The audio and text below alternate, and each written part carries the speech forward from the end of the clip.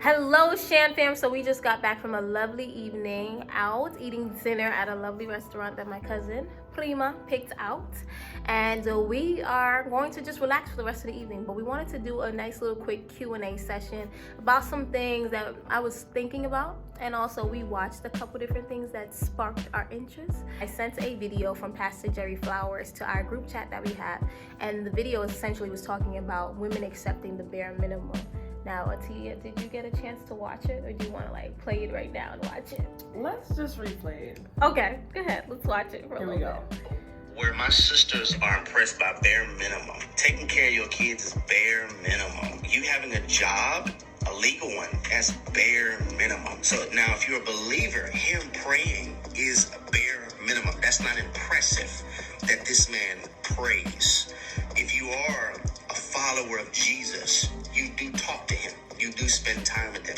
It's not impressive that he volunteers and serves in the church. He's honest. You're impressed by a man who takes care of his physical self. Those things are bare minimum. What happened to where the standard is so low to where we are impressed by bare minimum? That's the least you could do is work out. The least you could do is have a job.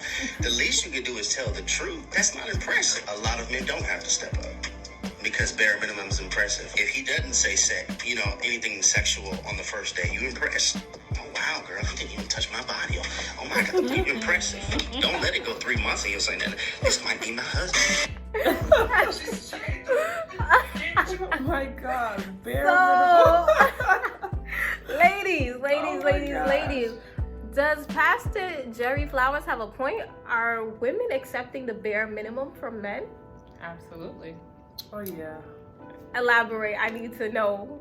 So it's funny we say this because actually now this never came up before, but I actually thought about it now that I was a victim or a culprit of the bare minimum kind of settling case here because, all right, church is life for me. Christ is life for me. So if my husband has to be saved, he got to be, sanctified. He got to be able to pray more than me because he's supposed to be like my shepherd. You're supposed to lead my household. So he has to be able to pray, talk, walk, grow me spiritually, right? However, there's this guy I met, started to talk to him, date him. He's a Christian, but it was just like that passion, that fire, that I don't know, being that relationship with God, that next level, that spirituality that I was looking for wasn't there. And I was just like, in my mind, I was thinking like, okay, maybe I could just settle with him. Because at least, he goes to church and at least he know God. Right. He pray, stuff like that, but maybe we could work through that. I was thinking like, all right, maybe I could just settle. But at the end of the day, I just couldn't bring myself to. That's the funny thing.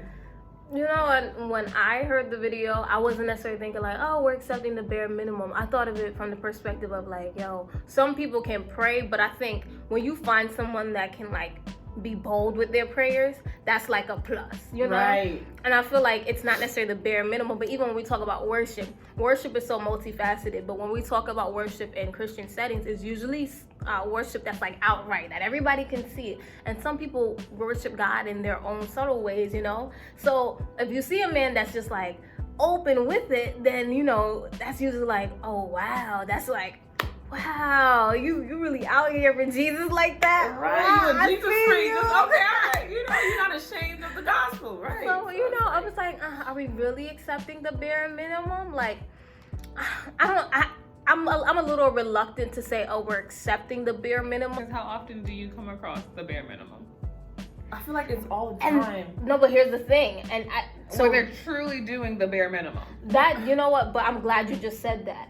I think we're not seeing it enough where it now becomes something that's higher than the bare minimum. So we're not used to seeing men that worship, men that pray. So even though he's saying these things are the bare minimum, is it now a call for men to be doing more than the bare minimum? Because if you're not seeing something often, I feel like the bare minimum is average, something that can be repetitive, and it's not something that we're constantly seeing. But that's why I thought about settling, because I was like, of all the guys, it's the struggle between, okay, where's your relationship with God? I always get the normal answers, the bare minimum answers, right? I believe in God, but I don't go to church like that, and it's been a while since I've been in church. I'm like, the red flag.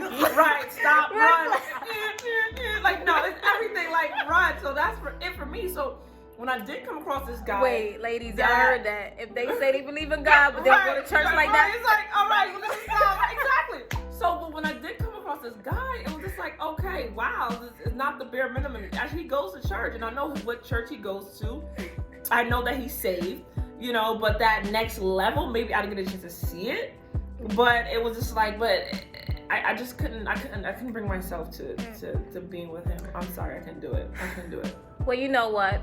If women are accepting the bare minimum, so we have two, you both are saying that definitely women are accepting the bare minimum, then what's next for us? How do we get into a position where we're not accepting the bare minimum when the majority, and this goes back to your number last night, well, so T and I were talking last night, and she said literally, quantitatively, there are more women than men in this world. So if we are accepting the bare minimum because that's frequently what's presented, what's next for us?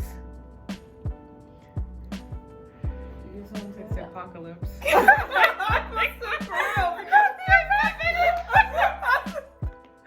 That's big, right? It is. Does that make sense?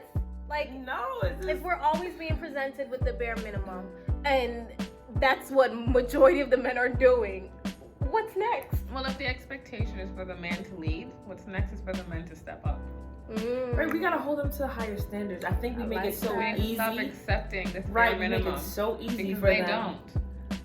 Right, even the you touched on the notion of this side chick mentality, right? How it's so easy for us as female just to give it to men, or that they can do the bare minimum and just get just about anything they want. And God forbid they have little money, you know, and it's so they can still do the bare minimum, but money plays a huge factor in it, right? And they can still treat you like dirt, and still treat you, you know, you gotta know your place on the side, and it's okay, and that's not it. I feel like it gives us just the wrong perception as women for the men. You We hear make that? it so easy. So If you're a side chick, get delivered.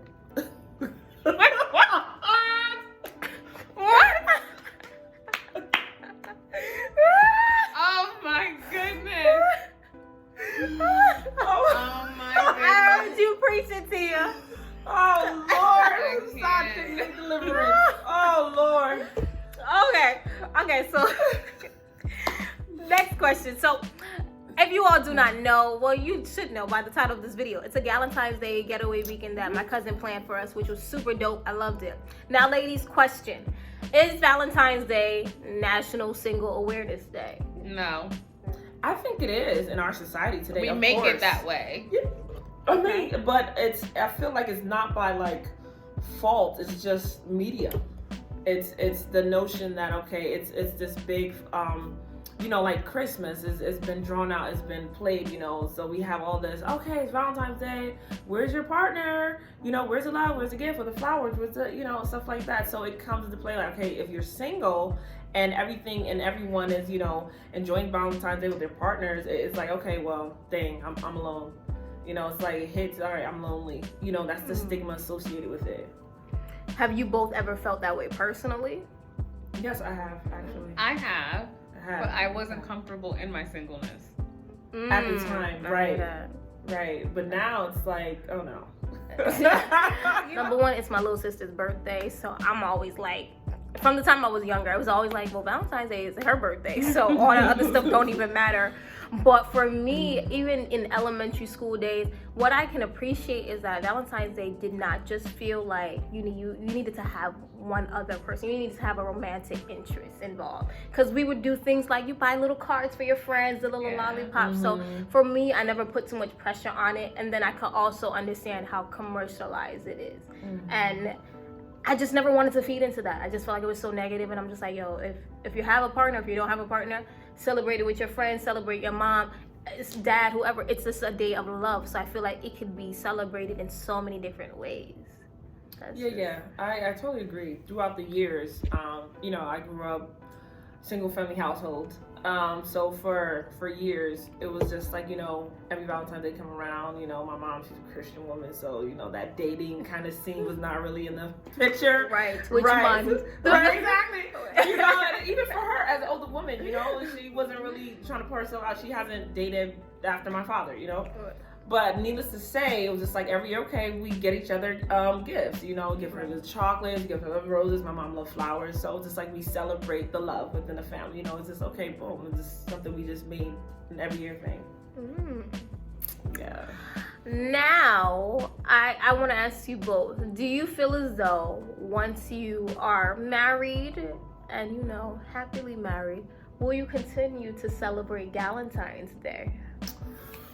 I will, because. But glad so we get this on camera. Yes, you heard it. You heard this right. Listen to this answer. Because, but glad so we get this on camera because me, I go call her. I say, yo, hello, bloop, bloop. But we haven't get no trip yet. What's going on? All I'm saying Details of the trip. is, even though I'm married, I'm still a woman. I'll be a mother. I'll have all these other titles. I still need to get to know myself and keep developing in those areas. So my friends and my family, I still want to have those relationships. Right? But does it have to be like a Galentine? I mean, is it something we can go out to dinner on the 13th. No, I get it. The 13th. You see how we got booted? February. That's that passive aggressive that you're doing right now. Passive aggressive. Booted us. Right. Okay, on the 13th of February. Right. I think that's an acceptable answer. We're gonna get penciled in on the You 13th. do that every year. Okay. So our husbands, they get the 14th, but you know they get the 12th and the 13th. Okay, I'm with it. Okay. Go ahead. So what were you gonna say? I sound like, yo, T, you were about to say it? I said, are you still gonna celebrate Galentine's Day when you're married? T was like, Okay, so let me. of course, okay, so for me, if we're gonna be transparent here, right? I feel like we celebrate it now, right? Because of our singleness, right? Which is the truth. Okay. And yes. When we are married, you know, that time that we share now is supposed to be shared with our husbands. Granted, the few days prior to is, you know, Galentine's Day. If, you know, that's the association, right? The notion. Yeah. If you don't have a partner. No. But not if you don't have a partner. It's Galentine's Day. Well, it's Galentine's, but the Valentine's Day, right? But since we are making this a tradition, oh, now you're getting forced into it. I'm in. I'm in. I'm totally. That's that passive aggressive. I'm in. You know what? Tia? Every year we go Tia. vlog. You know? Every year we go do stories about what's going on in our lives. Tia, We if you gonna do be not, there. We gonna be in there next year. Oh Lord, I can't wait for next year. Lord Jesus. Tia, if you don't want to, if you don't want to celebrate Galentine's Day, listen, don't get me wrong. I love my girl. Let me tell you, this is my Shanny Poo right here. This is my little Shanny Poo. This, you don't know she's just Shan, but this is just say Shan. I'm sorry. See, this is my Shanny Poo right here. I just love me my Shanny, so I can't miss this face for a whole nother. Oh my God, did you imagine? Rosa. And this is my little money brother. Oh my right gosh! here. Wait! You need to explain to people why you're calling Tia Rosa. Okay, so they gave me this name, Rosa Parks, because of this phenomenal. I went to high school, and the high school name was Rosa Parks. Would you believe it? And this woman is just so phenomenal. Like, that's oh my not God. the truth. That is She true. went to high school for And it's drama, as you can But the see. school is actually called Rosa Parks High Yes, School. Rosa. No. But the connection is you went to a performing arts. Right. All right, Jamaica. Performing arts. That's the accent coming out. You know. That is heart. Performing arts. A-R-T. Yo, that's my Jamaican tongue. You know, Jamaican be like arts. Look, Oh my God. this was absolutely amazing. Amazing. If you are celebrating, or if you already did, because by the time you watch this, Galentine's Day would already be over. But if you celebrated it with your loved ones, your chicas, your amigas, primas, or anybody else, all the odds. Send honey. Okay, honey. Rosa. I hope you had a great time, and I definitely had a great weekend with these beauties. It has been awesome. I have done a Galentine's Day before when I was in college, and that was pretty dope. So all my Galentine's Day experiences are dope. And I just want to say shout outs to women. I don't really see men doing these types of things, and I just feel like it's just another element of women empowerment, supporting each other, loving on each other, and just pushing each other further, just excelling to another level.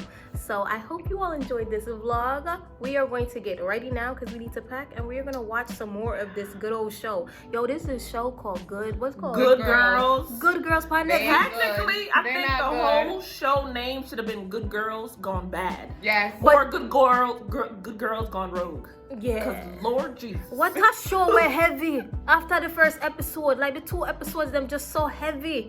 They just threw everything on us, but it's like, dang, it sucks you in. You just Yeah, you can't can't get let enough. go. It's like they just that's how they suck you in. Yeah, so we're gonna go finish watching that, and we're gonna take down the makeup.